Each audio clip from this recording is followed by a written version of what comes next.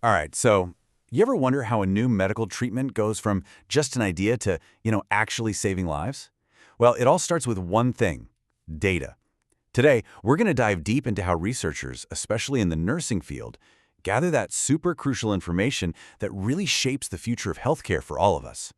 Okay, so here's our game plan for today. First, we're going to break down what research data even means. Then we'll crack open the researcher's toolkit and look at all the different ways they collect it. And finally, we're going to zoom way in on one of the most interesting methods out there. It's called unstructured observation. And you'll see why sometimes just watching can be one of the most powerful things a nurse can do. All right, let's kick things off with the absolute foundation. I mean, we hear the word data thrown around all the time, right? But in the world of scientific research, what does it actually mean? Yeah, it's not just a big jumble of random facts and figures. It has a really specific and super important meaning. Okay, so think of data as the raw, unpolished pieces of a puzzle, right? They're the numbers, the interview transcripts, maybe even photos that researchers are out there carefully collecting. And here's the key part. They aren't the conclusions themselves. Nope, they're the fundamental evidence you use to test an idea and build a solid argument from the ground up. Okay, cool. So we know what data is, but how do you actually get it? I mean, researchers can't just go out and scoop up random information, right? They have a whole toolkit of very deliberate, very systematic methods. And the big thing to get here is that data collection doesn't just happen out of nowhere. It's a really key step in this whole research cycle. You know, it starts with a question, then you see what other people have already figured out, and then you get to this critical part, gathering new evidence. This is literally the step that lets you go from a what if to a real, meaningful conclusion. Just think of it like a toolbox. Seriously, each tool is made for a very specific job. You want to understand someone's personal story? You do an interview. You need to get opinions from thousands of people? A questionnaire is your best friend. You want the cold, hard, objective numbers? You take biophysical measurements, like blood pressure or heart rate. But what if you need to see how people actually act in their real lives, in their natural environment? Well, that's where observation comes in. All right, so let's zoom in on one of the coolest tools in that whole kit. We're going to go deep on the observation method, and specifically the unstructured kind, which honestly is all about seeing what happens without having a script. So this is where the researcher kind of becomes more like a documentary filmmaker than a scientist with a clipboard and a checklist. They walk into a situation with a totally open mind.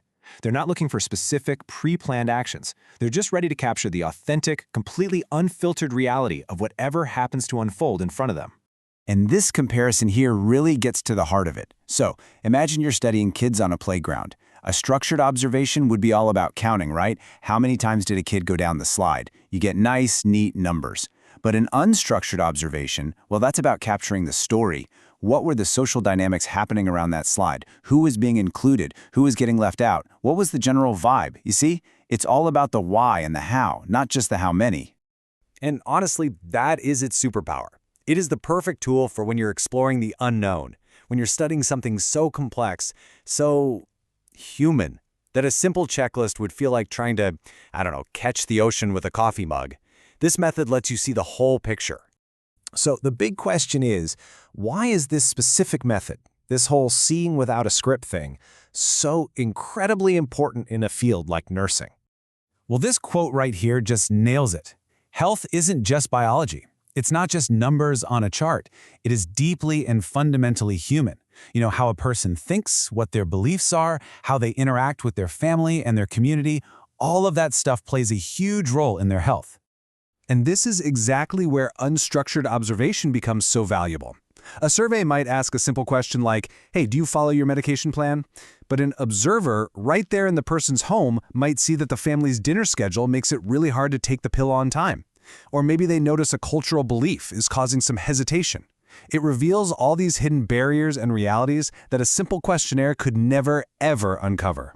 But of course, all this freedom and flexibility, it doesn't come for free.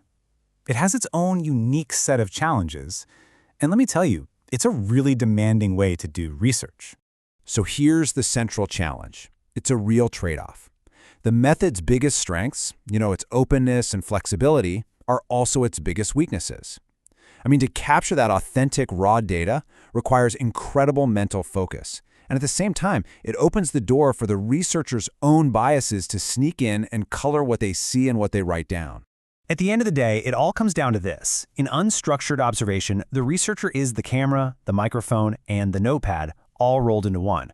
The quality of the data you get, it depends entirely on their skill, their focus, and their ability to be a clear, unbiased lens on what's happening. And that's the final thought I want to leave you with. You know, in this age of big data and AI where we're getting better and better at measuring everything with algorithms and crunching huge data sets, what is the real value of just watching? Maybe, just maybe, it's in understanding those unquantifiable human stories and contexts that give all that big data its real meaning in the first place.